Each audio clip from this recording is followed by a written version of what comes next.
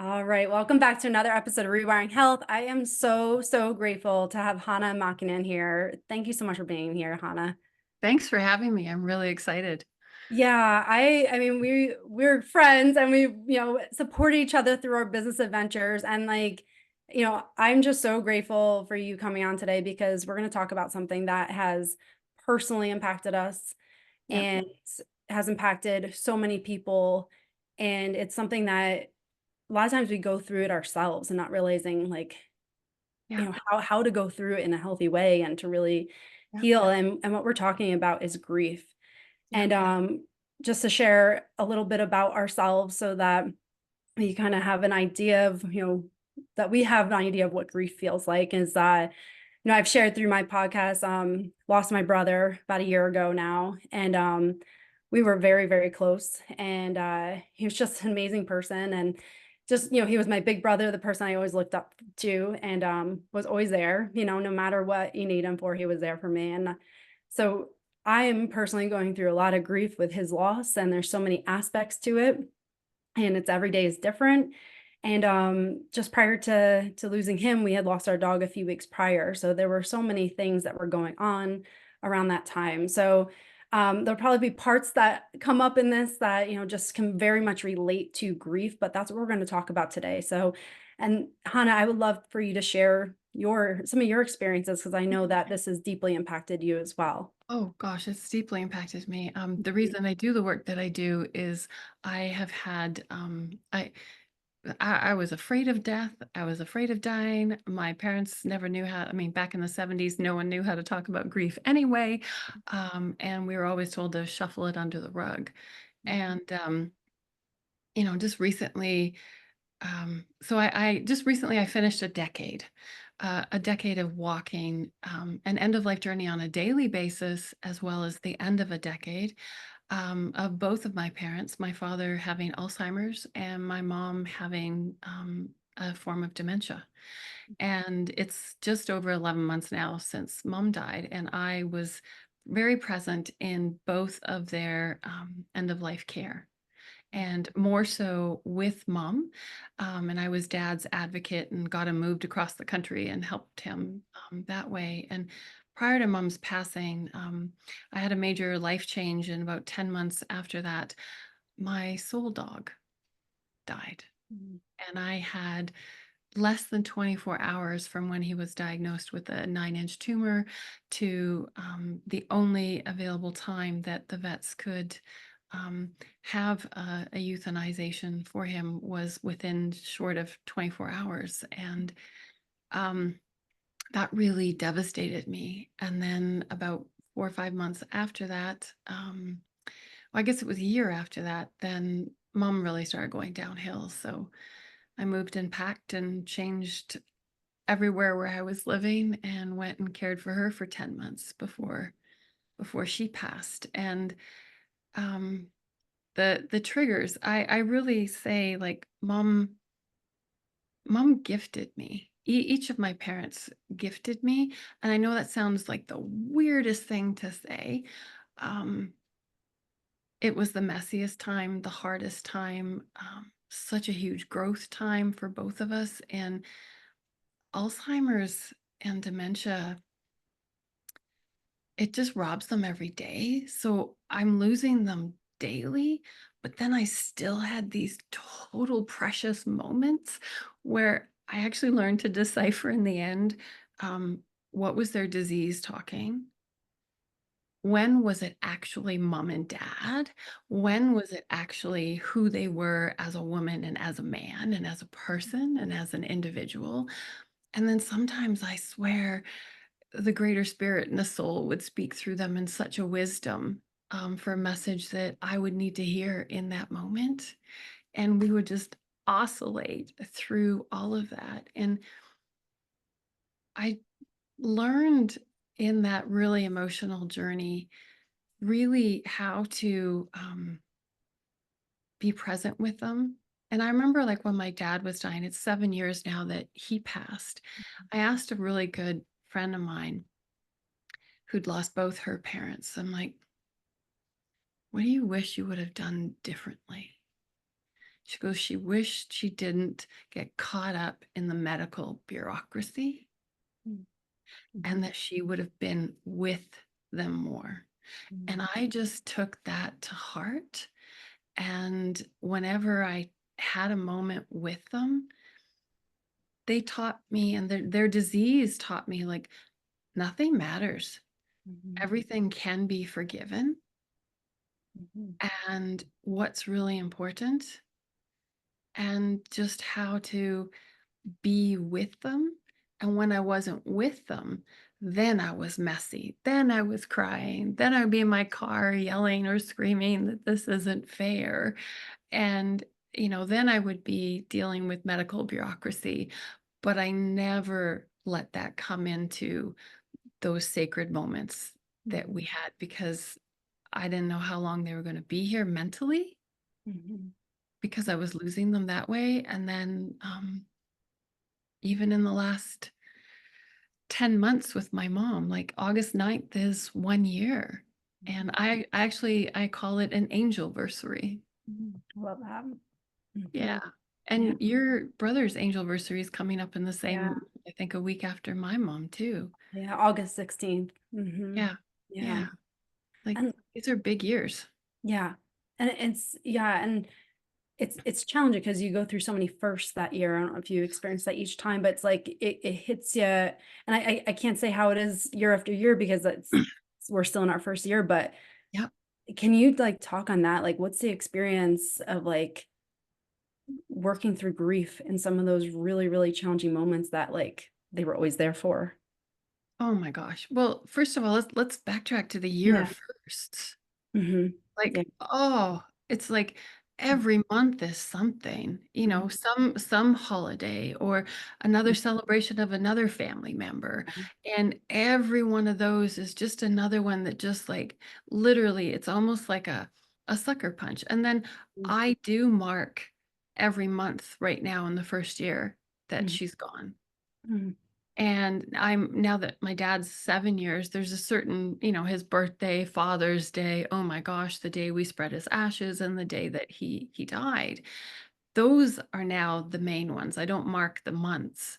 But Mhm. with mom in her first year, I mark all the months. And when we're doing that, sometimes I'm wondering, like, why am I really emotional, or why am I angry, or why am I easily frustrated? And then I actually go look at the calendar and I'm like, Mhm. oh, okay, it's coming up. Mhm. And I think those are the things, like, when that's coming up, like, there are moments we forget because normalcy comes in. Thank God for normalcy, Mhm. because we just go on, and then it's not that we've forgotten, but we're just giving our mind and body a break. Mhm. Yeah. And then when, what I call that grief burst, Mhm. when that comes in, um, I'm now so it sounds so funny to say I'm so well versed in a grief burst now that I don't run away from them or try to stuff them, because I've actually learned that that grief burst is coming up because my body is like, hey, you got some really bad pain that has to come out right now. And I'm sorry, the timing's bad, but it has to come out now. Yeah. And most of it comes out in public, right? I'm sure you experience that as Yeah. well. Like, the For worst, I mean, ever. yeah, for someone who maybe isn't familiar with the term grief burst, can you just Yep, describe it? And then, yeah, I absolutely. definitely want to get Yeah. into that because it's Absolutely. A absolutely. a grief burst is literally, you can be doing your normal life, your normal everyday things, and all of a sudden you are absolutely overcome with emotions. I Mhm. literally call, like, it's a storm squall that's come through, and it's just like opened up and flash. You are crying, you're completely overwhelmed, you feel gutted in that moment, and you're wondering, where the heck did this just come from? Mhm. And then it leaves almost as quickly as it came. I Mhm. find when I give it permission to come out, um, I actually have a little more energy and a little more clarity, Mhm. and I have space. Mhm. And I also equate it to sometimes being like a pressure cooker. So Mhm. most of mine happen in the grocery store because I'm triggered by music from the 70s and 80s, which take me back to my childhood and memories with my parents. Mhm. And I'm just going to share briefly. The other day, I was out for my morning walk, and it was 2 days after my mom's 11-month anniversary, and I was really missing her. Mhm. And there's this elderly lady. I'm like, "Well, isn't that funny? You kind of look like my mom." Mhm. And she had a little black schnauzer, which was the dog that my mom had. Oh. And I was just like, "Oh, this is a message for mom." And I was walking past this woman, and I'm awfully a chatty person. So I'm like, "Oh, your dog is so sweet. Can I say hi?" Mhm. And I didn't expect this, but the minute I start petting her dog, I start crying. Oh. And I told the woman, I said, "I'm sorry, I'm crying right now. I'm sorry and not sorry. I'm just really overwhelmed because I'm missing my mom right now, and your dog is reminding me of my mom's dog."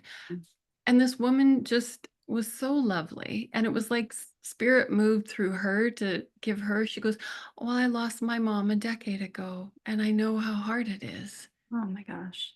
And she was right there, and we just had this beautiful moment of just sharing our mutual losses of the loss of our mom. Oh my gosh, that's And beautiful. she said to me, she goes, "It doesn't get easier." And I'm like, "No, I know it doesn't get easier, but the Mhm. space in between gets bigger." Mhm. And the grief bursts, I find they come more like holidays, birthdays.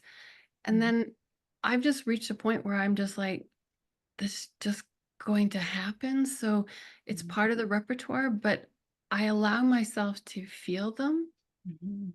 Yeah. and I allow myself to also feel the joy of the moment if it's the celebration, like Mhm. Christmas, or, if it's my birthday, like, it was my first birthday without my mom. Well, I'm still allowed to enjoy my birthday. So I just really learned that when grief first started, I was so embarrassed. Mhm. I can't count how many grocery carts I actually abandoned in the grocery store, and Mhm. I would, like, run to my car, and I would either leave and try again another day, or I would come back after I cried and then go get another cart and start all over again. Yeah.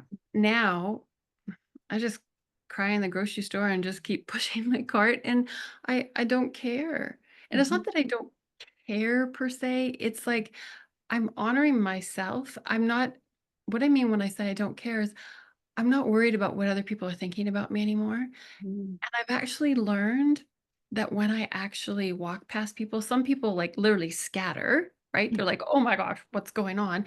And then Mhm. there's a few people who just like still do their own thing and don't matter. And some, kind of like lean in a little bit. And I'm like, "I'm just having a grief burst. Mhm. I lost my mom," or whether it's over my dog or in the pet store, I'll have them in the pet Mhm. store, right? Mhm. And I'm like, the people who've lost, this is what I have found.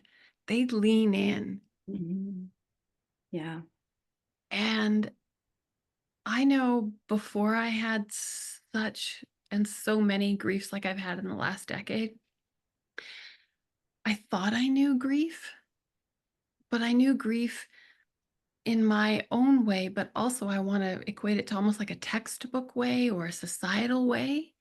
And it wasn't until I've actually really been in it and know the depth of the pain that now when someone tells me that they've had a loss, do Mhm. I ever lean in? And I don't even have to say a word. Sometimes I just hold their hand or just look at them in the eye and go, I'm I'm so sorry. Mhm. You're here as well, feeling this pain. Mhm. I'm Yeah. sure you've experienced that as Oh, well. and absolutely. I know we talked about this because it's so true. Like I did not understand how deep it went until I went through such a significant loss in my life. And same thing, like, I would offer condolences and support to people who lost, but like I had no idea like what they were going through, like of course I knew they were sad, but I'm like, oh my gosh, your every single day is going to be impacted by this. Like you're going to go through so many stages of it. There's going to be so many things that you wish you had said and wish you had done, and Oh, like, there's just so many levels of that and like the weight of it. I mhm.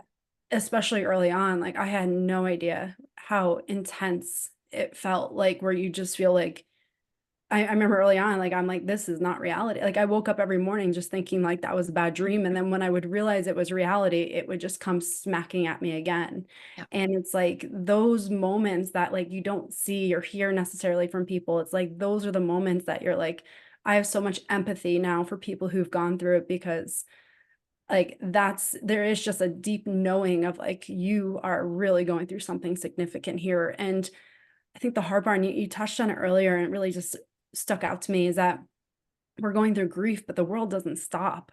You know, No. we still have to function, you still have to be productive, you still have to show up every day. And meanwhile, you're going through such a internal battle of just trying to, like, survive almost through the deep grief that but yet you have to be present in life, and it's such a struggle sometimes to show up, and I love how you share how vulnerable you are, in the grocery store, and, like, just sharing that because I think sometimes we feel like we have to have it all together, we have to keep it all Yes. together, and I think that pressure we have often puts so much on people who are going through things in their life. And so I love that your vulnerability, just like your story of connecting with that woman in the park, like, that's what it's about. I think if we can all just share some vulnerability and take down the mask and realize, like, every single one of us is going through something. And now here you just connected with somebody that, like, I'm sure she got a lot from that too. And now here you are Absolutely. helping Yeah. each other heal in that moment. And Yeah. it's like, I think that's what it's about, just making these connections of, like, I understand, I see you. And you said that earlier. That Yeah. is everything. Well, Every we want to be seen. We want to be heard. Mhm, We want our pain witnessed. And I didn't realize, like, I mean, I knew I was pretty much a pressure cooker that morning. I felt really, like full up. mhm, And I realized, like, oh, here's the grief burst. I'm almost grateful for them mhm, because I now had space and I could literally feel my body start to relax. But mhm, there's another thing I want to comment on, um, that you were talking about. Like, it's so, I want to use the word grief is debilitating. mhm, There are days, I just wanted to lay in bed. I didn't want to get up. I didn't know how to get up, let alone have a shower. That when my grief was at its worst, particularly because I had three major losses in a 4-year span, and I literally wrote a sticky note: brush teeth, mhm, shower, eat, mhm, see if you can go for a walk. And if I did one of those, I mhm, had a good day.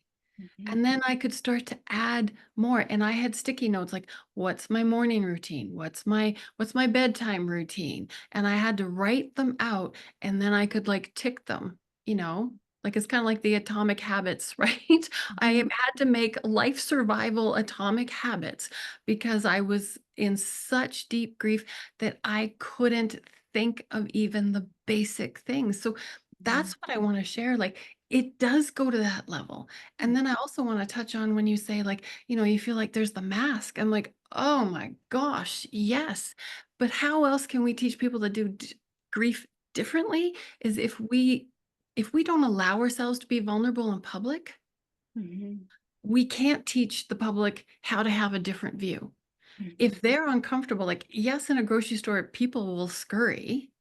Well, great, then I have the whole aisle to myself. That's okay, right? But that's okay. They haven't had the loss. mhm, But we actually end up having 2 or 3 or 4 faces. mhm, The We come home and it's the mortal, I wanna call it literally, because it's the mortally wounded grief. mhm, Sometimes you can't function at home because it's so bad, mhm, because you finally get to come down from trying to hide it or block it from everyone else. mhm, And then you have the, let's armor up because we got to go out in the world. Let's hope I can function at work and do my best. mhm, Let's hope someone can understand that I don't have the full brain capacity to think like I did because my brain and heart and body are shattered by my loss. Mhm. Let's hope someone can have empathy for me, Mhm. Yeah. especially at the office Mhm. or, in a working situation. And if you have someone who is your, I don't know what the right word is, boss or leader or manager who's empathic, or a coworker who's empathic, and you can share this, it's a plus if there's someone else who's lost someone. But if you could just share, like, hey, I'm doing the best that I can with grief. Because really, the first year, it's kind of a write off. Mhm. The second year, here's the shocker. Early grief is 2 years. This is, I took my training with David Kessler to become a grief educator and a grief specialist. And he goes, early grief is 2 years. Mm. You know, grief doesn't need, in my opinion, does not need to be a medicated condition that we need medicine for, especially after 6 months. 6 months is nothing. two Mhm. years is early grief. The first year, we're kind of in a daze of firsts. The second year, it actually can hit us even harder. Mm. And why? Because now we're in this is real. They're Mhm. not coming back. Mm. They can't come back. And it's like, wow. And also you're like, this is now the second birthday, Mhm. anniversary, special day, Mhm. special memory that I'm going to live without them. One of the best things that ever happened to me, her name was Jackie. I don't even know her last name. And I was in the equivalent of like not a Ronald McDonald House, but something like that for family members. And my father was in the hospital, and we didn't know if he was going to make it at that time. And that was a place that I could stay because I was out of province. Mhm. And this one elderly woman who had walked her family member, she was the last surviving sibling of her family, and now she was losing her husband. Mhm. And I would just crawl into her arms literally and cry regularly. And she was that mother figure that I needed in that moment. And then she said to me, I want you to know, and this is true, I have seen it. When they're gone, it's going to hurt. You will grieve them for the rest of the life that you are alive, and you will miss them for the rest of the life that you are alive.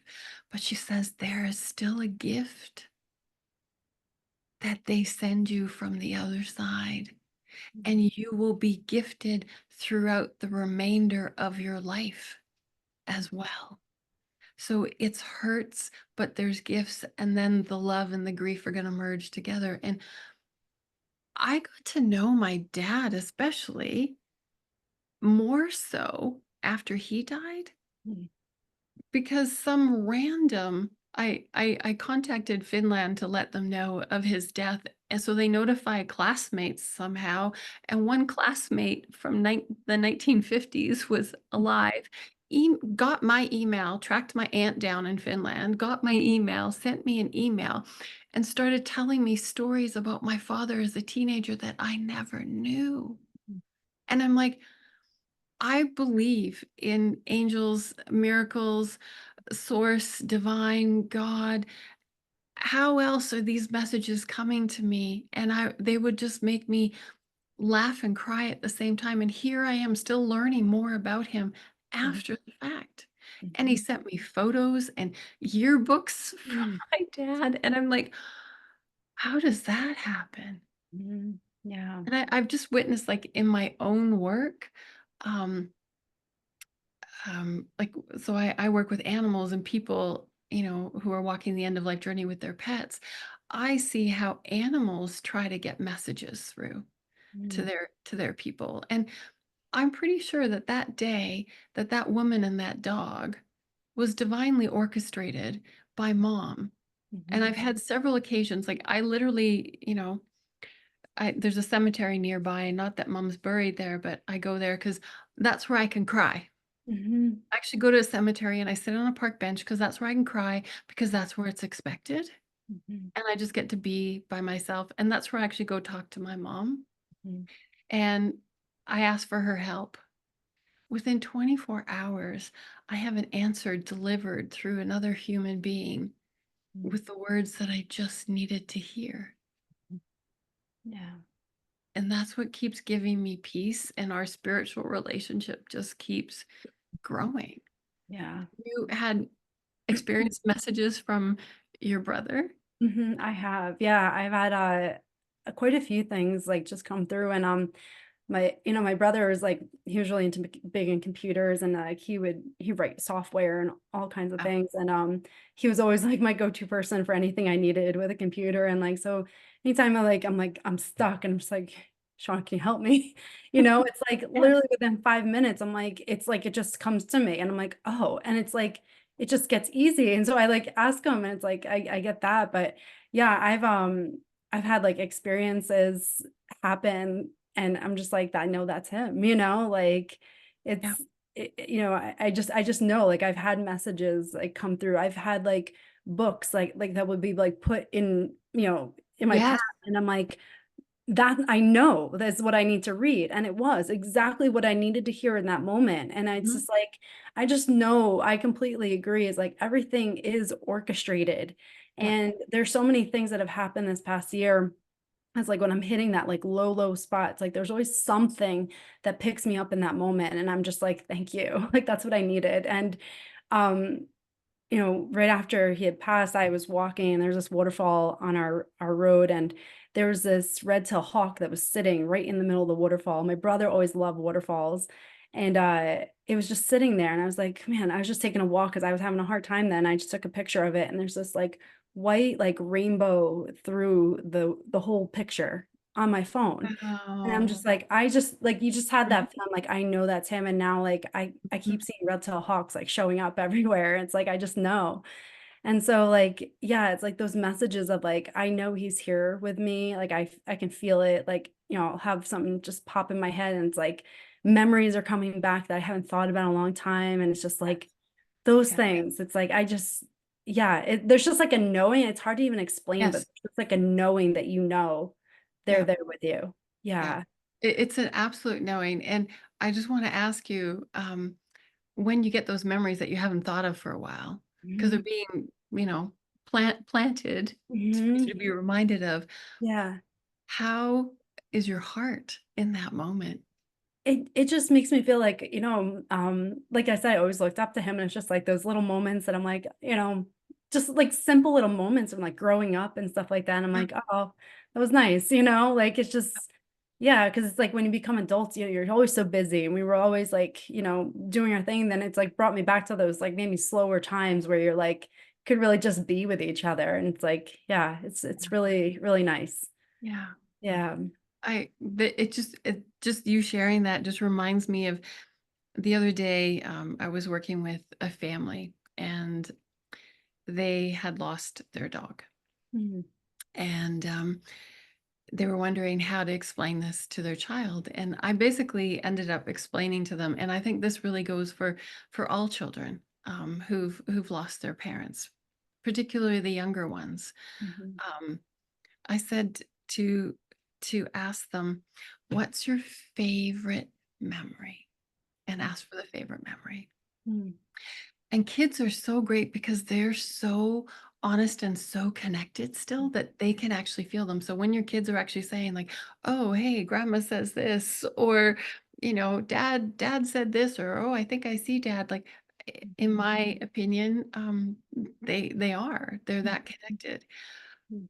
But also, I'm going back to asking the kids, like, to share their favorite memory and make a story and ask them what did they like about it. But then really to get them connect to their body and ask them, how does that memory make your heart feel? Mhm. Yeah.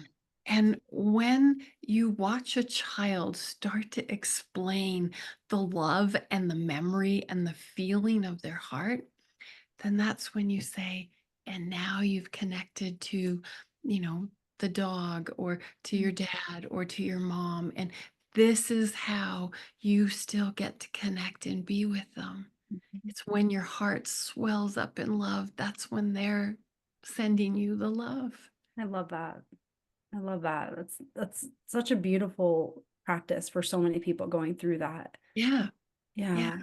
And something I'll take with me just to remind yourself of like there are still things you can do to actively connect with them. Yeah. And And yeah. really, they should still be actively a part Hmm. of our life. And because how else will you teach your children about your brother other than to continue those stories alive and continue to have them there? Like I lived in Japan, and I've traveled through Thailand and the Philippines, and I'm originally from Finland. And I've just noticed that so many different cultures have different ways of how we want to honor our ancestors. Like look Hmm. at Mexico and the Day of the Dead, right? Um, in I can't remember what it was called in Japan, but it's in August where they have an honoring of their relatives. And in Finland, like at Christmas time, we go and we light candles on the tombstones in the cemetery. So the cemetery is all candle lit. It's so Wow. beautiful at night because it's so dark. Hmm. Um, but we include them. Hmm. So they're never not with us as we move forward. And I have found, being raised in Canada and, a lot of my friends in the States, Hmm. we it's almost like we have to forget them or not talk about them. And I'm like, no, we actually need to include them. Hmm. This is how we keep their stories alive. And some people still set plates for them or have certain altars or shrines set up for them, because I think it's important that we remember them, because they, like in regards to being my parents, well, they brought me here. I wouldn't be here without them. So why not thank them? And I've seen people like at weddings, they have special chairs with the portrait, of family members who aren't with them anymore because they're there, or they're holding the portrait, or they're holding the ashes or the urn in the wedding photos. Like, hey, this is mom or dad, or my brother or sister. Um, but we're still keeping them apart. And I think when we can still keep them a part of our present day and our family, um, I think we all keep growing. And we actually help our kids know that death isn't something to actually be afraid of. Like I grew up being extremely afraid. Yeah. Hmm. And when my grandmother was dying, it was actually my aunt Hmm. who showed me, oh, we can actually do the end of life differently. And I was there every day for the last 4 weeks of my grandmother's life, helping to care for her while she was in hospice. And my aunt was the one who took me to the funeral home. Like we did everything. And my aunt's like, someone, she said, has to prepare you for when the time is that it's either me or your mother. Hmm. I'm so grateful. As hard as that was, I'm so grateful that she lovingly led me through all the steps that I then knew what to do when it was my dad. And Hmm. then I also knew what kind of questions to ask. And then I got to walk with my stepdad, my journey with my mom. And Hmm. we got to discuss and have the difficult conversations. And I think I don't know how we lose the fear about it, but I think the more of us who have lost, are in grief, will live with our grief. Like we get through it, but you never get over it. You get through it to learn to walk with it. And it joins, I always say, grief now joins your emotional repertoire. Hmm. Yeah. And it's a complicated, like I say, it's a complicated bouquet, you Mhm. know? Like it's like a It, wine. Like it really is. It's so mhm. complex. It is. And we're always discovering it. And every loss that we ever have before or after, Mhm. it's still going to open up doors to be different again, Mhm. because every relationship is different and we're going to feel every grief Yeah. differently. Mhm. Yeah. I love how you just said it joins the repertoire because that's so true. Like I've had that Mhm. experience and just you talking about like sharing it, like I have a 5-year-old son and that was a really hard thing to explain to him because him and his uncle were very, my brother and him were very close. And so like we have, just like you were saying, we've kept him in the conversation. Like, we talk about like, he has a ball pit that my brother got him. And he's like, I'm like, we'll always say like, oh, that's Uncle Sean's, he got you that. And he's like, I know. And his birthstone was amethyst. So every time he sees an amethyst, he's like, oh, it's Uncle Sean. So like, he's just, Lovely. yeah. So he keeps like, and he'll draw pictures and he'd be like, oh, I drew this for Uncle Sean. And so he's actively keeping him in his memory. And like, I love that because I never want him to forget. I want Yeah. him to know who he was. And as he grows, I can tell him more stories of who he was. And so it's been healing for me because as you're saying, like grief is that added emotion. I was struggling with how do I show up and be present and joyful with my kids that are, 5 and 2 almost. And yet also reality is I'm in a really hard emotional place right now dealing with grief. It becomes this like paradox, a paradigm of like, how do Yeah. we navigate all this? And yeah, and like when you talk about it's like that complicated bouquet, that's exactly what it is. Like you're experiencing all those other like higher emotions, but the grief is always part of it. And Yep. so that's been a big learning curve for me to be like, oh, it's just always there, and yeah, I think And it's how does it settle in us? yeah. And here's the thing, like this is like this has been so poignant after mom's death for me is wow, we carry grief and every other emotion. Mhm, Whichever prime one is like, are we super happy? Are we angry? Are we sad? Are we being mindful? Like whatever it is. And then I'm like, are we in love? Are we, just feel so much love in that moment? But the grief is right there beside it. And I'm like, oh, yeah.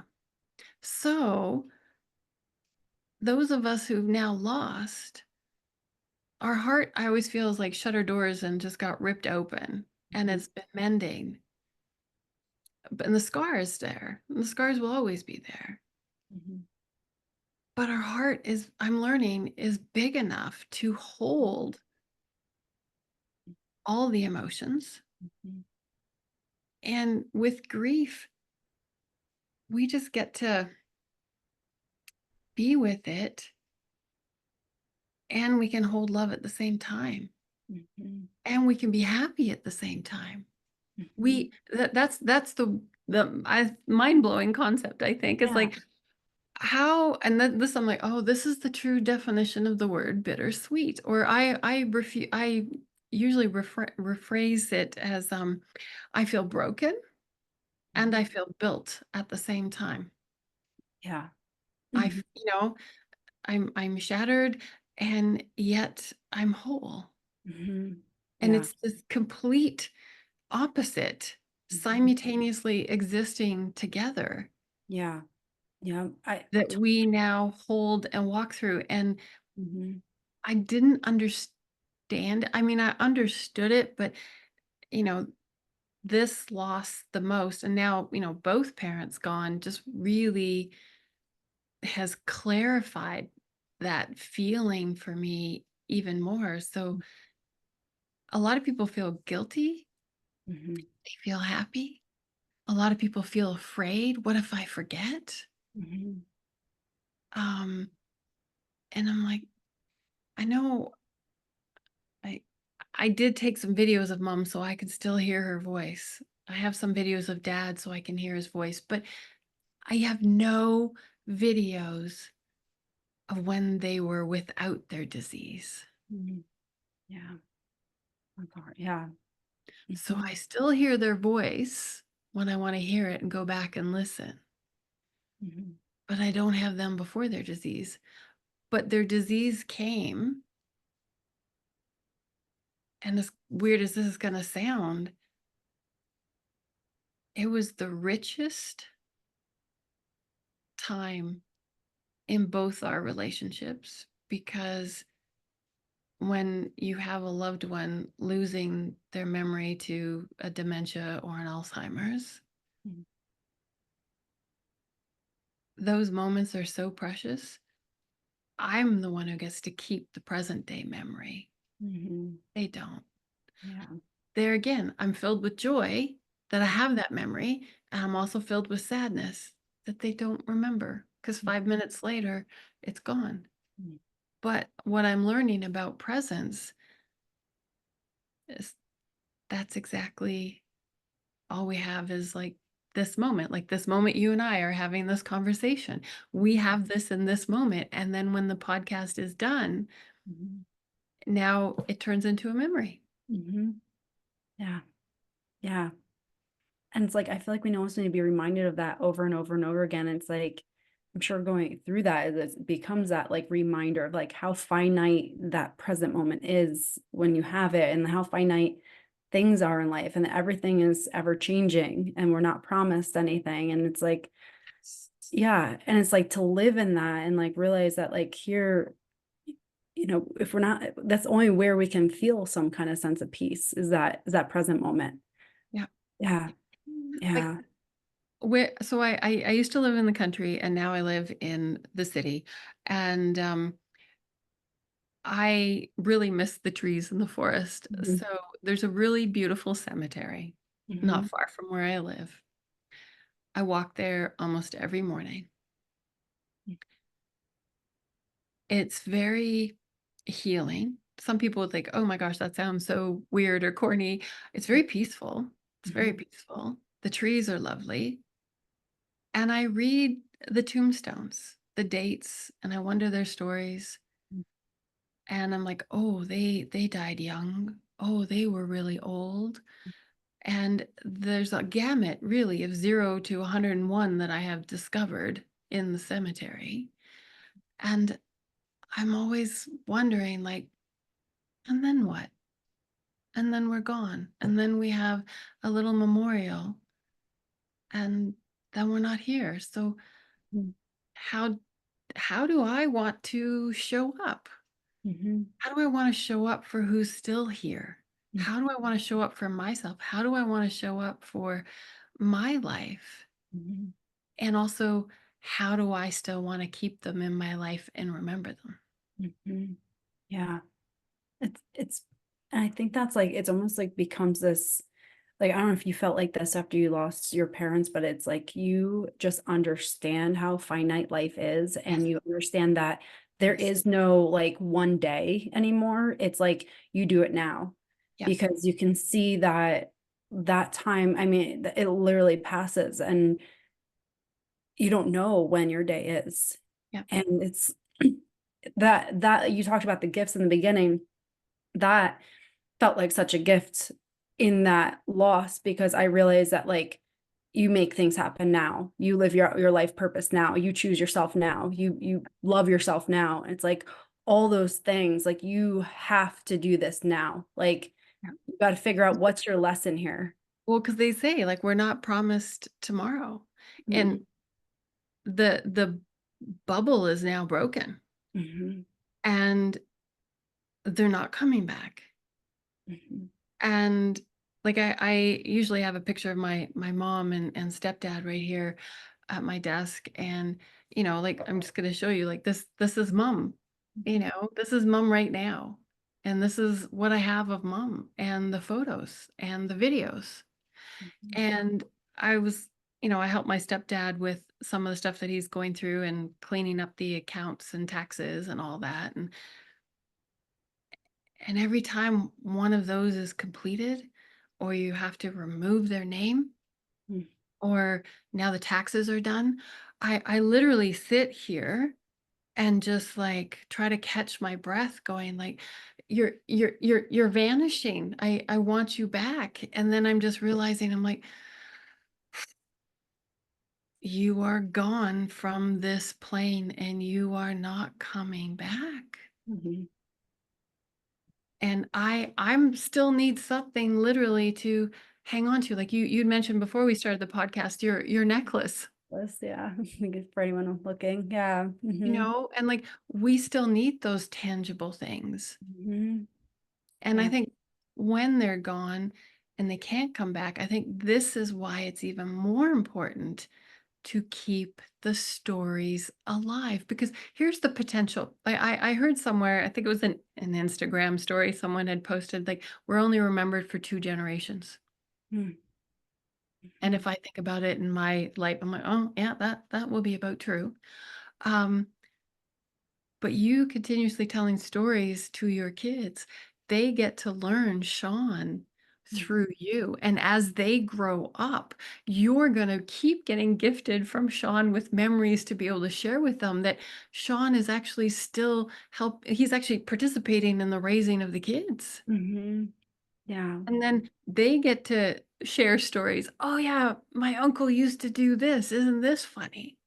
Yeah, thank you for saying that, because like, it just that just I feel like it just hit me. I'm like, "Oh my gosh," because that was, like, one of the things that felt like such a loss because my brother was such an incredible person, and, like, he was the person that, like, knew everything about everything, and I'm like, "Oh, he will teach them so much," and so that felt like such an incredible loss because 'cause I'm like, I wanted my sons to learn from him. Yes. So for you saying that, thank you, because that really made me realize, like, he still can be that person for Yeah. them.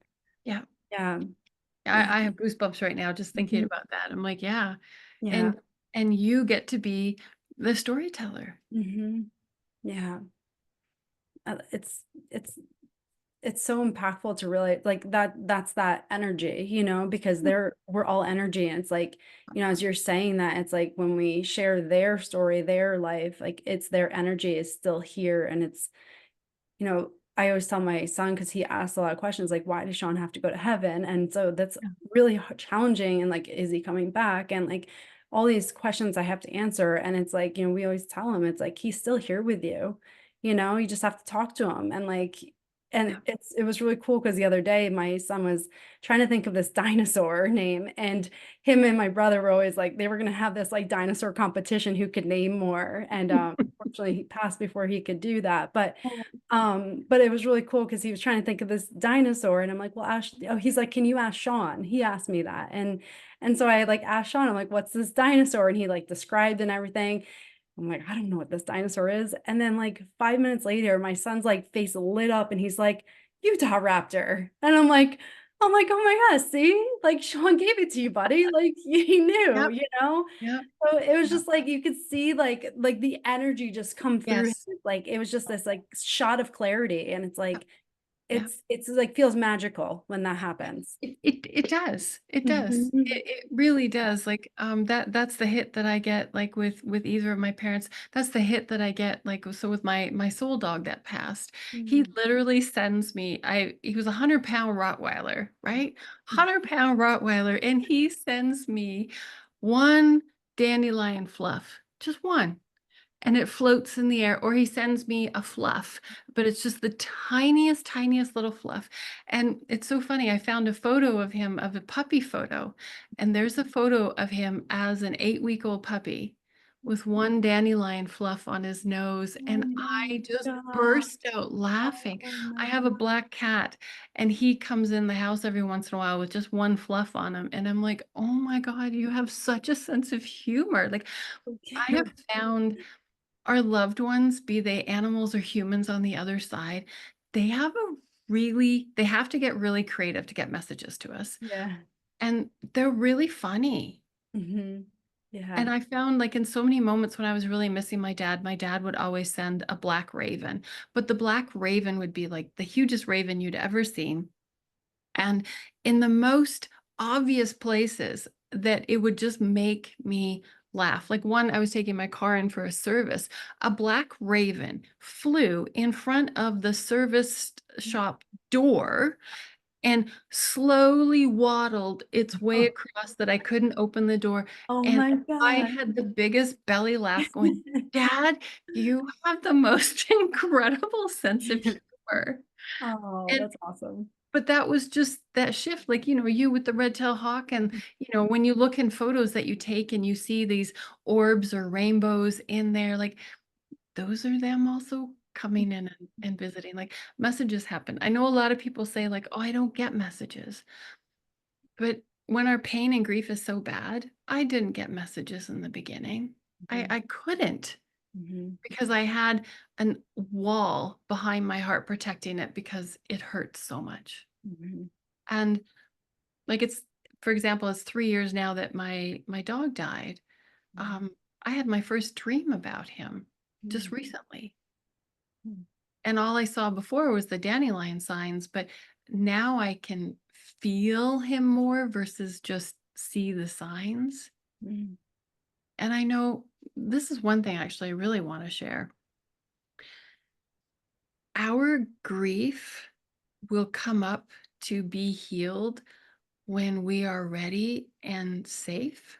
mm, So I want to share a story of my friend's mother-in-law.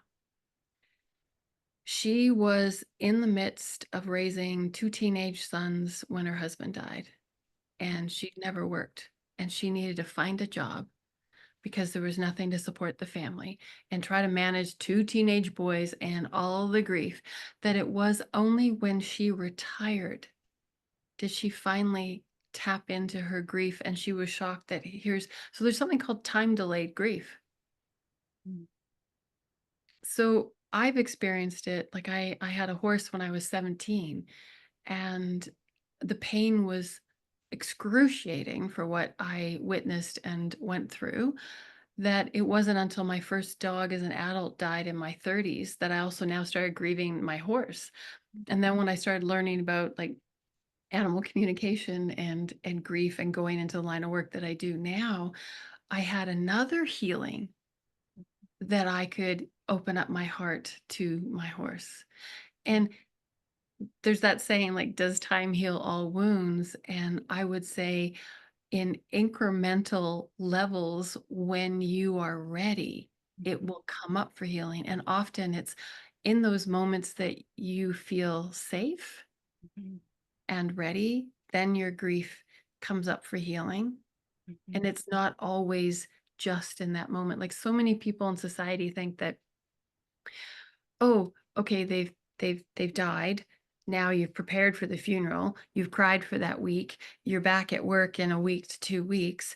mhm, You're over it now. Just get on with life. And I'm like, it hasn't even hit us. We're in shock. mhm. Mhm. You're so right. And it's like, yeah, that the societal's expectation of like in certain amount of time you should be over that and moved on. And that's just not the reality of it. That's not even true. No, no, You don't no, move on.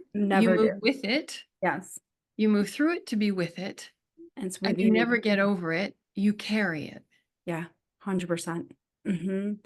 And I think just having conversations like this is so that's why it's so important because if you're going through grief and you don't know that this is normal, that it can come up years later or Yes, that you're still feeling it after 5, 6, 7 years, like that's that's normal. very That's normal because the last thing you wanna do is shame yourself after experience grief yeah. because that's only gonna keep you in a stuck place. If you're shaming yourself for still having these intense emotions, like, knowing that's normal and your system and everything is just going through it and just you talking about being safe, like, Mhm. I hope for anyone who's listening is maybe going through grief is like, "Oh my gosh," maybe like, I hope it lets you take a breath and realize And have permission to be yes. okay in it, and Yeah. please give yourself permission to be messy, Mhm. Yeah. because this is hard. And Mhm. however many this is the other thing I want to share is how many years they were in your life. That matters. But what was the depth of Mhm. your relationship?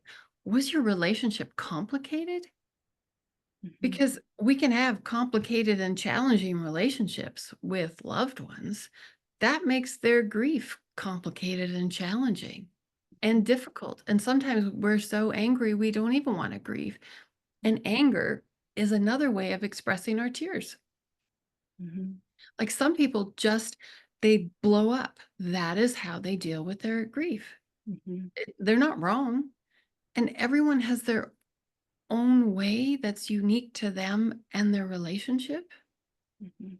Like there is no cookie cutter, do grief this way. Like Mhm. grief is not linear. Like, yes, there's the six, you know, well, David Kessler calls it like there's the six, I don't know what you want to call it, the steps or the protocol for it. But it's not that you go through, oh, one to the next, to the next, to the next. It's um, okay, I'm in denial. Oh, I'm really angry. Oh, I can accept it. Oh, but I'm back here again. Because it depends. Is it an anniversary? How am I Mhm. feeling that day? Am I upset over something else? Am I sensitive over this? And we just oscillate between all of those Mhm. aspects of Yeah. grief all the time. And if Mhm. we know we do that all the time, I think we can give ourselves grace because Mhm. society is not going to give us grace. Mhm. We have to give ourselves grace. Yeah, absolutely. I love But that. there's one last thing I want to say because Mhm. this happens so often when we share our grief and people say like, well, just get over it, or for example, if it's an animal, it's just a dog, or or like, aren't they're in a better place now, like these are not helpful. Mhm. They're not helpful at all. And another part that's really hard when we're in grief is we have those things coming at us from people who in their mind Mhm. believe they are saying something supportive and helpful. Mhm. I am guilty of being that person, and I was that person before I had a loss. Mhm. I was that insensitive before I had a loss without knowing I was insensitive. I thought well, society tells us these are the things we should say. They're in a better place, for example. Mhm. And then when I'm on the side who's now lost, I'm like, well, no, I want them here with me. This isn't a better place. Don't tell me they're in a better place. I couldn't understand how wrong that statement was when I said it before loss. Mhm. I understand how wrong it is now with loss. So that's Mhm. the other thing I think grievers that we carry is you try to find someone that you can share this with, and you're met with insensitivity, and it just makes you anger or feel more alone. Mhm. Yeah. That we almost have to like dig even deeper in ourselves and in our pain and go, wow. For me, I would say in my head, I'm really jealous that you haven't lost anyone yet. Mhm. I wish I was still in your shoes. Mhm. I wish I could still be on that side where I hadn't lost yet. Mhm. Yeah. To know that. And I'm grateful that you still have that innocence that I don't have anymore. And I want it, but I can't. Mhm. Yeah. And they Yeah. purposely don't mean to hurt us. Mhm. They just haven't experienced it yet. Yep. So Mhm. then that if we can see it that way, we don't take it as Mhm. personally, Yeah. but also we're being asked more of Mhm. ourselves when we're in that grief, and that's the frustrating part. Yeah. 100%. You're so right, and it's, like, so relatable because, like, for so long, I mean, even now, it's like to go into a social atmosphere is really challenging, and, like, I feel very challenged by that Yeah. because I think the hardest question I can be asked is, "How are you?" Mhm. Because Oh, there's 2 answers, like, you mhm, wanna say, "Oh, I'm fine," but, like, the reality of it is, like, I'm not fine, I'm going through this, this, and this, and this. So, mhm, like, for me, I don't know if you've experienced this, it's like that it feels, like, very inauthentic, you know? Like, on one side, you feel like you should just say fine because 'cause you're not trying to pull the mood down, you just wanna, like, let's just have a nice conversation, but in reality, if you're being true, you are feeling a mhm. lot and you're experiencing grief, and it's been a challenging time, and you wanna, like, say that to be authentic. Like, how have you navigated that? Because I find that so challenging to, like, keep the vibe in the place and not pull someone into your grief, but also be authentic with yourself. Yes. I've handled it both ways Mhm. because in those moments, I often carry a hand on my heart. Mhm. I often carry a hand on my heart. Mhm. So in some of those moments, I'm like, oh, okay. Is this a moment? And is this a person Mhm. that I can actually share this with? Mhm. Is this person going to be able to hold space, lean in, acknowledge, see me? We Mhm. don't need to go into a huge conversation. It's just like I'm having a grief day. I actually say so. I say these things. I'm having a grief burst. I'm having a grief moment. I'm having a sad moment. I'm really struggling right now, but I'm doing my best to be here. So those are some of the answers. Mhm. And then other times I'm like, hmm, no, that's just going to open up a can of worms, literally. And do I have the wherewithal Mhm. to be in it? And sometimes that's just like, okay, pull out the mask and go, yep, I'm fine. Or then I'll try to deflect or, depending what it is, leave the conversation. But here's the thing, we don't pull someone into our grief. Mhm. And maybe sometimes if we did authentically share, people could just simply go, wow, I'm sorry you're having a hard time today. Like Mhm. some of those questions that we actually need is rephrasing. It's like, how are you doing today? I love How that. are you doing in this moment? Oh my Mhm. gosh, right now, Mhm. this is a great moment. Or this is a really hard moment. Or I can't even answer that question because I'm going to be a puddle. Yeah. Can you tell? And I've actually said, can you tell me a joke right now? Mhm. And literally, I've had someone just tenderly ask me, how are you? Mhm. And Yeah. I'm a bucket. Yeah. Absolute. There's a grief burst right there because Yeah. someone at that moment. And sometimes I can welcome a hug. And Mhm. other times I'm like, can we just have Mhm. space? Because if you touch me right now, I am not in a Mhm. place that I want to be this emotional right now. Yeah. And Mhm. I'm really finding who my friends are. Mhm. Yeah. I'm discovering new friends. Mhm. And I'm discovering like when we can have a grief community or find others who've had loss Mhm. and they ask us about the people we've lost to Mhm. tell us stories about them, like we Mhm. get to learn about them, Mhm. but they also want to share things. Mhm. Yeah. Mhm. I love that. Like, thank you for sharing that because it's like, I think these are some things like, before I experienced such deep grief, like I wouldn't know how to approach that. And I think if someone's listening and like maybe you haven't experienced that deep grief, like this is just another way you can approach someone if they are sharing that and they are being vulnerable. So it just gives us these like tools to like honor people where they're at. Yeah. And I love that because again, in that moment, when you shared that in this moment, it feels just so much more like receptive versus like how are you blanket statement, which is like feels like the biggest loaded Yes. question you could Yes. ever ask somebody when you're experiencing grief. How am I? Well, I could give you seven different versions of that, Yeah. Yeah. so And then I and love then as that. a griever, you're like, where do I actually start? Yeah. Right? But if it's like, how are you in this moment? Yeah. How are you right now? Yeah. That actually helps the griever pinpoint to Yeah. become in touch with like, how am I right Yeah. now? Yes, I love that. Just And three and simple that words onto it. right, Yeah. exactly. And that makes all the difference. And then here's the thing, we don't always have to have words. We can Hmm. just have that compassionate look and just go, I see you. Yeah. Mm. Or we can do a touch on an arm or a shoulder or ask, would this be the right time to give you a hug?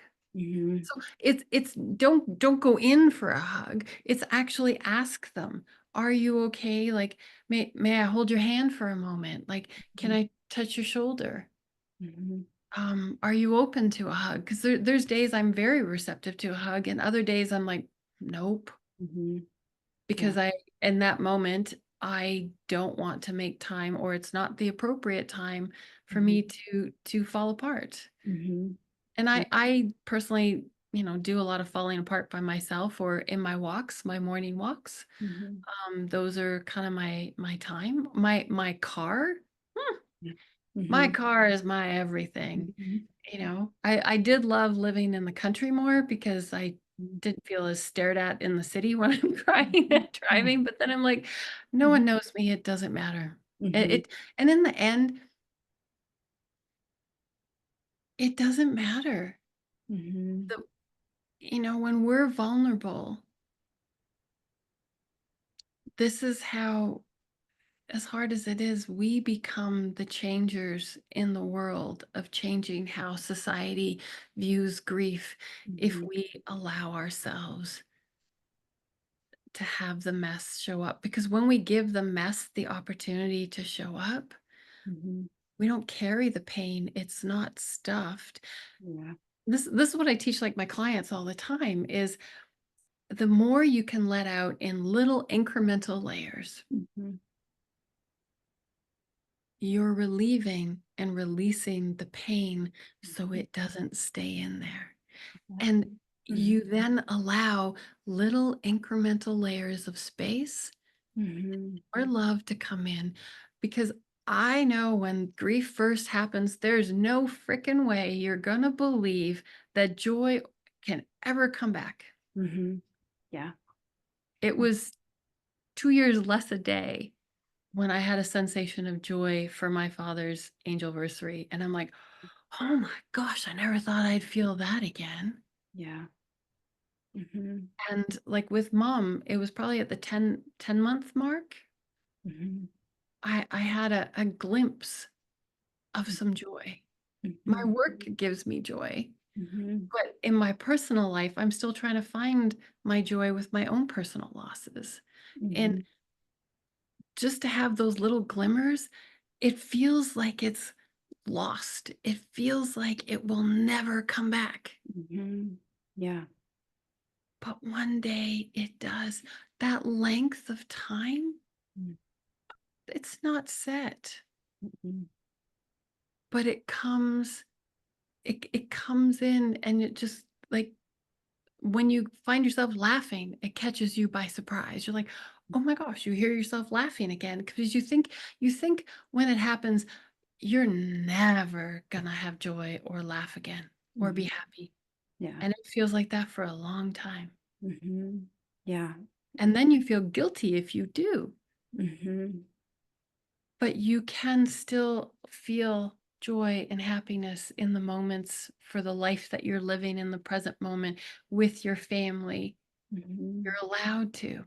Mhm. And you're still allowed to hold grief. Yeah.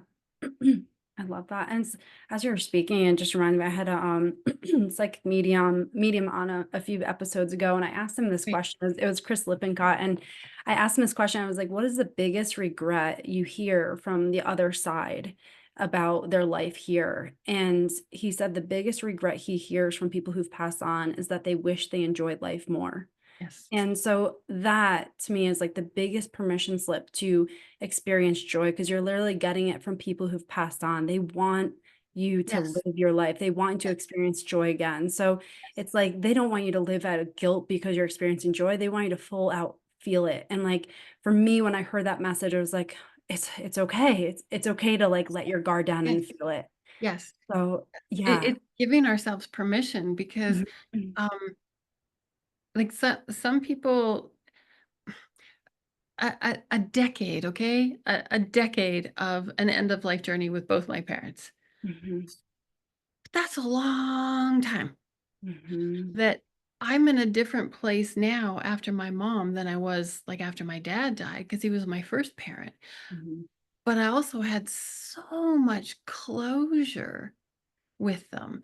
And Mhm. I still had joyful moments with my mom making new memories that I'm the one who gets to keep. Mhm. Yeah. And that's what carries me on. And I also know both my parents, no matter what, would love nothing more Mhm. than for me to be happy. I have to work through my stuff to get there. Mhm. Here's the other thing that I've learned like in my work with animals and occasionally deceased family members come through in some of my sessions to share messages with people too, not always, but once in Mhm. a while. Um, you turn into love. Mhm. There's no anger, there's no remorse, there's no sadness. They literally turn into a feeling of pure love. And when I talk to dogs and cats and other animals who've passed, they don't understand guilt. It's a man-made emotion Mhm. that we've made. Mhm. They don't understand guilt, and they always when people are like, "Oh, will they forgive me?" And they always say, "Well, there's nothing to forgive because they know everything that we ever did was from a place of love." So it's an unconditional love that our animals have for us here on earth, Mhm. that I honestly believe this is their mission when they live with us, Mm. is to teach us to have the unconditional love for ourselves, because when we can have it for ourselves, we become free. Mm. I Because love that. we're not carrying the burden. So, yes, we make mistakes. Yes, we say wrong things. Yes, we do wrong things. But Mhm. can we still love ourselves in it? And can we love ourselves in our grief? Mm. And grief also makes us do crazy things Mhm. Mhm. because we're not of technically sound mind. We're of grief mind. Mhm. And we're overwhelmed at the tiniest things. Mhm. Yeah. And it Mhm. takes a while to, like, I almost want to say, rehabituate into the world. So for me, I have 3.5 years of a lot of losses, besides my dog and my mom. And it's 3.5 years and actively working that every month since January, there's more and more joy coming into my personal life. Mhm. Mhm. But Awesome. that was the time span. Mhm. Yeah. But it's coming because now, how am I going to choose to live my life and honor myself Mhm. and bring them with me and keep honoring them? Mhm. Yeah. I love that. Like that whole unconditional, like just the last 5 minutes, I'm like, yes, like on repeat, like that. It's absolutely beautiful because it's just that message of like, I think you need to just hear it again and again, especially if you're going through grief. Like it's okay to love yourself in this moment, love yourself through the mistakes you make, Yep. just that this is what it's all about. It's that learning and just giving yourself grace. And it's just, those are all the messages I think we just need to be reminded of Yep. Yep. over and over and over again because it's so easy to get stuck in this place of like this is forever and I'm Yes. gonna live Oh, like yes. this forever. Yes. Yeah. So I Yes. appreciate you sharing all that because that's just like I feel like I need to like listen on that repeat again. Like it's just those messages of like hope and like feeling like there's more to this and we can love ourselves through it and Yeah. realize that we can live a different way. Yeah. So I love that. Yeah. Hannah, I feel like we could talk all day. Like I this has think so just been too. such like personally healing conversation, but like I just know there's just so much value in this. And this is something that, you know, anyone going through grief, I hope it just lightens that load just a little bit for you. And I know it will, all everything you shared today. So I'm so grateful for you being here today. Thank And you. Thank you for having me. I really yeah, hope it gives people an opportunity to shift their perspective and find the grace and tenderness for themselves. yeah. And if you're supporting someone in loss, I hope it gives you just other ways to be there for them, because sometimes the power is just being present and just sitting beside them or doing things without always asking the questions of how are you? It's like, do you want to go bake bread or go for a walk or go to a ball game? And you don't have to talk about it. You just need to be together. Yeah. Those Mm. are great. It's just showing up. Good. Showing up and leaning in and not being afraid. And when this is the other big thing, sorry, I want to say, I know you want to wrap up. It's like Oh, no, go when for it's it. Yeah. awkward, because it's awkward. There are Yeah. times I have said, I don't know what to say. I don't have the words. Mhm. Yeah. And the best I have right now is, I'm so sorry. Mhm. Yeah. People would rather you say, I don't know what to say, Yeah. than say something like, oh, they're in a better place. They'd rather go Mhm. they we would all rather hear, "I'm sorry, I'm awkward, I don't know what to say, but I wanna be here for you." Mhm. Yeah. 100%. Boom, Absolutely. you just saw the person in grief and Yeah. they feel witnessed in their pain. And you became vulnerable for them, that you gave them a place to feel safe and trust. Yeah. I love that. And I just want to go off of that too, just a little bit more, because there's something like I've experienced, and I think it kind of comes off from that awkwardness from people not knowing how to handle grief is like, when you first have the loss, there's a lot of support around you, and then it just like fizzles out. And then like, Disappears. yeah, and I have a few friends that like check in periodically, and it means the world to me. And I think, if you have someone who's gone through grief and you're like, oh, I don't want to bother them, I don't want to say anything. Like before I went through grief, I think I was that person. I didn't know to check in on people. And so, Well, we all were because we didn't know yeah, differently. Yes. yeah, exactly. Yeah. And like I can say, like, now having experienced deep grief, like that means so much. Like a few months later, just like, hey, just thinking about you, just checking in. You don't have to respond, but I'm thinking about you. Like Yep. Yep. that means the world to Yep. someone who's going through something. And like I actually had one of my friend's moms who was like really close to me when I was growing up. She did that the other day for me, just like, hey, checking on you, love you. That's it. Like I was having this really, really hard moment. Like I was really having a hard time. And it just like, I just like the floodgates opened up because it meant so much that like she just randomly was thinking about me. And it just like, it meant the world to me. So like, if anyone listening, if you're going, have someone who's going through deep grief, just check in them, like just check, even if you just say that, I'm just checking in on you and thinking about you. And then they don't feel like the obligation to maybe respond if they're not feeling it, but at least they know. Yeah. Mhm. And I almost think so there's certain, like a few friends who've lost their parents as well. And I actually put those dates on my calendar.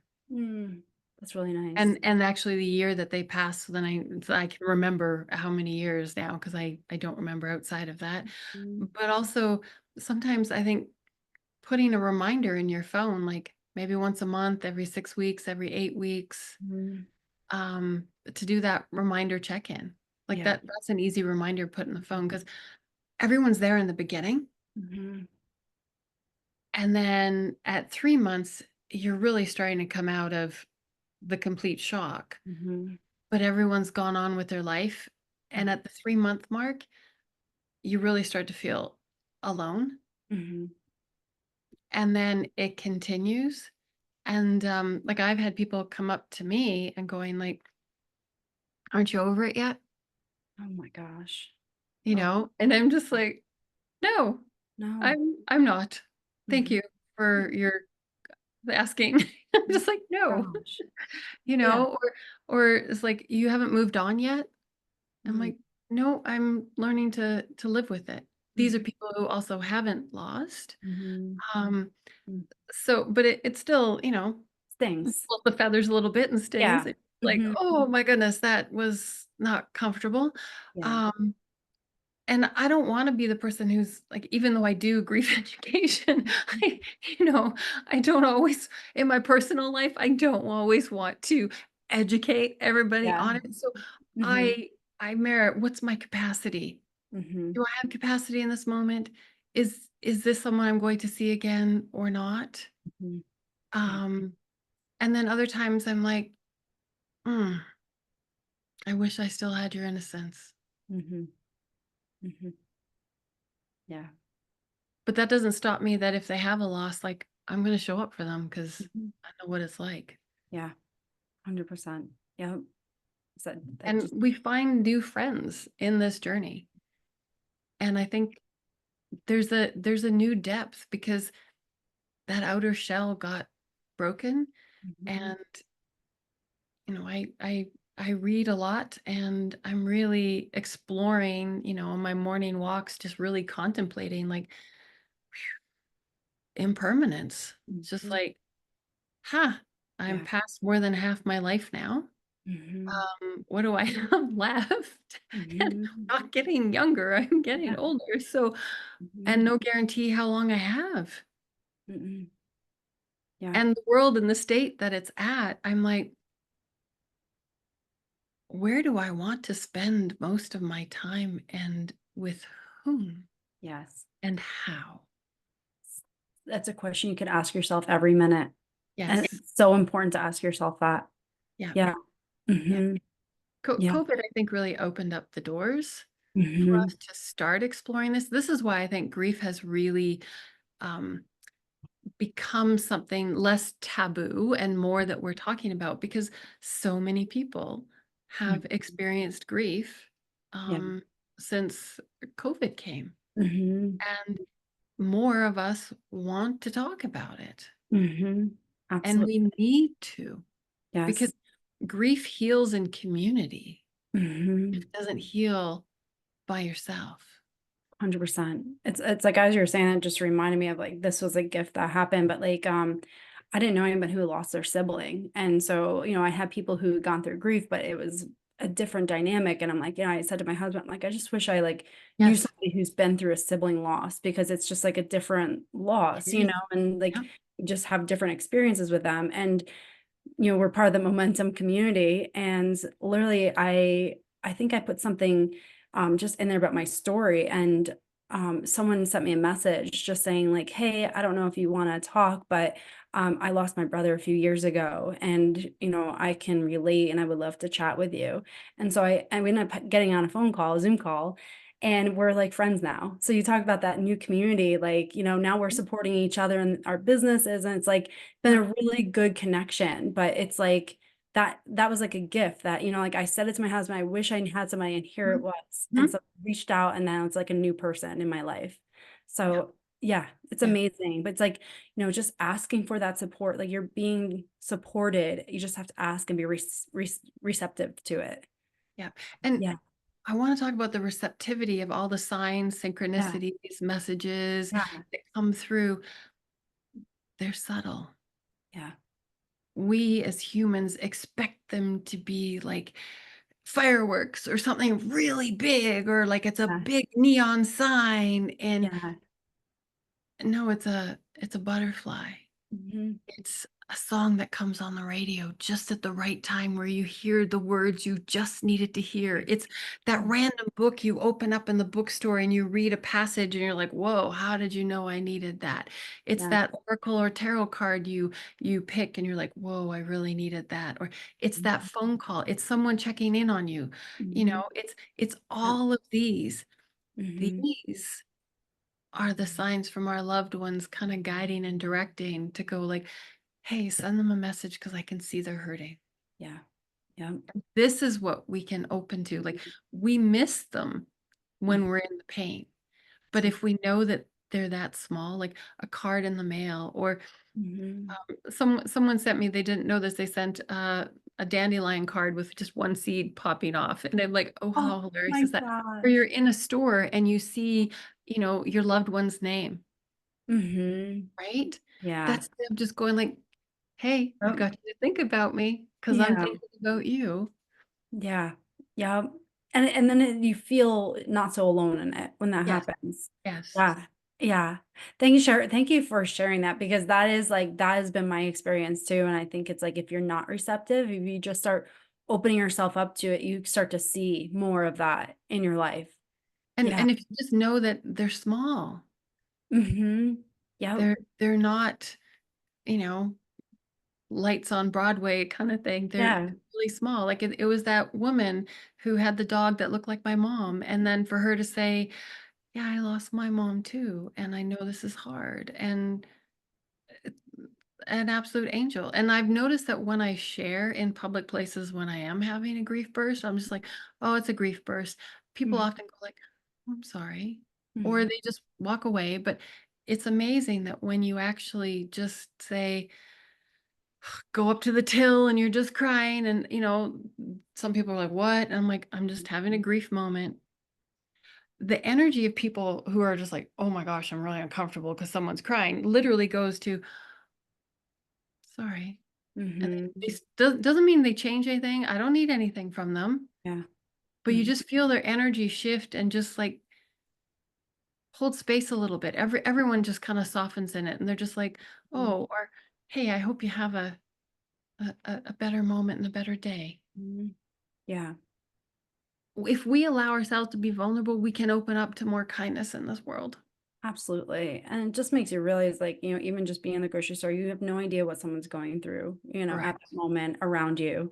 And Yes. if, just like you said, if you can show a little bit more kindness, you have no idea how far that will go for that person. Yeah. And it makes such a world of a difference, especially if you're going through something really challenging. Yeah. So it's just like, and then, also too, it's very healing when you take yourself out of what you're experiencing and you can see that there's other people experiencing other things. Like you can get stuck in your own little world, but you realize like, oh, we're all going through challenges in our Yep. own way. Yep. And we're all in this, we all share the same commonality. We're not so separate like we may think we are. Well, Mhm. we all share grief. We will Mm. all experience grief on some level or the other unless we go first. Yeah. And Hmm. I remember this one woman, I used to work in a bank about 15 years ago, and she was the crankiest woman. Hmm. And my branch manager at the time was like, oh, good luck with her. And I'm like, but my whole premise has always been like, everyone has a story. There's a reason. Yeah. And when I found out the reason, she'd lost her daughter, and her granddaughter was now going through cancer treatments and not expected to live. And she was her primary caregiver for her granddaughter. And her daughter was now living in a care home facility because after an accident, she couldn't be cared for at home and was suffering with major brain injury. And we just had the most wonderful connection. Hmm. And when she left, my branch manager was like, "What did you do?" Hmm. And I'm like, "I just got to know her for a person." Hmm. Yeah. And so when people are angry, that's another way, like I said earlier, of expressing grief. Like Hmm. there's hurt Hmm. in there. Hmm. Yep. And if we would just stop taking everything personally Hmm. and just go, wow, they're really angry right now, or they're really sad. Hmm. Yeah, Something absolutely. something's going on, and I'm not gonna make a story about it because I Hmm. don't know unless they tell me.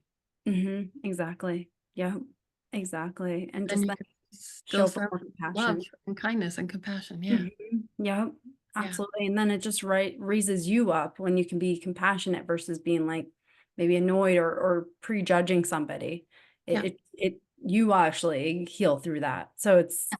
yeah, Yes. it's for you, but not for other people, but it's also very much for you as Yeah. well. Yeah. Well, Yeah. Hannah, I love this conversation. Like this has just been, like I said, this has been amazing to talk about. And But I just know it's going to help so many people. And I want people to be able to connect with you, get any resources you have. So where can they find you? You can find me at endandafter.com, Mhm. and on Instagram and Facebook I'm End and After Medium. And so I specialize in an animal's end of life journey and helping pet parents through that. Um, but I also offer grief support sessions, and some people reach out to me whose parents have Alzheimer's or dementia and they want to know how to navigate. So I don't keep it specific to pets, but you can always reach out to me and we can figure out, you know, how I can support them or help them that way. I Yeah. love that. And I'll put everything in the show notes. So for anyone listening, definitely connect with Hannah. And again, thank you so much for everything you shared today. I truly enjoyed this. It's been absolutely lovely. Yeah, Yes. Thanks, yeah, Emily. amazing. And again, thank you for everyone who's spent your precious time with us. Like, Yes. just grateful. And I hope that you can just take something through from this and just really change the dynamic of how we experience grief in the world. So Yeah. thank you so much again. Thank you.